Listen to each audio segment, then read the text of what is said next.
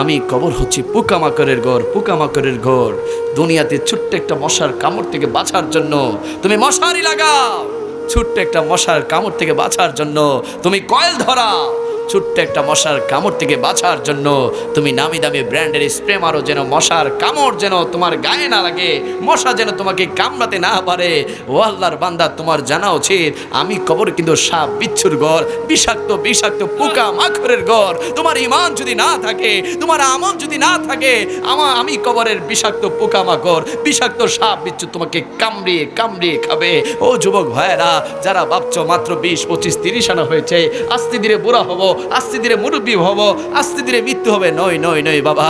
দুনিয়া এমন একটি দুনিয়া যেখানে আসার সিরিয়াল আছে, থাকার কোনো সিরিয়াল নাই। বাবার আগে ছেলে চলে যায়, বড় ভাইয়ের আগে ছোট ভাই চলে যায়। ওই দুনিয়া কাউকে স্থায়ীভাবে থাকতে দেয় দে বাবা, দে। অনেক যুবকরা আছে নামি দামি, অনেক দামি দামি ব্র্যান্ডের স্প্রে মারে, বডি পারফিউম মারে, যেন শরীর থেকে খুশবু ছড়া। তার শরীরে কেউ টাচ করতে পারে না, বলে কে আসবি আয়, আমাকে টাচ করার ক্ষমতা এই এলাকায় কার আছে আয়। কিন্তু কবর বলছে তোমার শরীরে আঘাত করার কারো ক্ষমতা দুনিয়াতে নাই, কিন্তু আমি কবরের পোকামাকড় কিন্তু তোমাকে কামড়িয়ে কামড়িয়ে খাবে, তুমি শুধু যন্ত্রণা ভোগ করতে পারবে, আর কোনো কিছু করতে পারবে। ওই কবরের পোকামাকড় সাপ বিচ্ছু থেকে আমরা সবাই নিজেকে হেফাজত রাখতে চাই কি চাই না? চাইলে নামাজের দরকার আছে না? না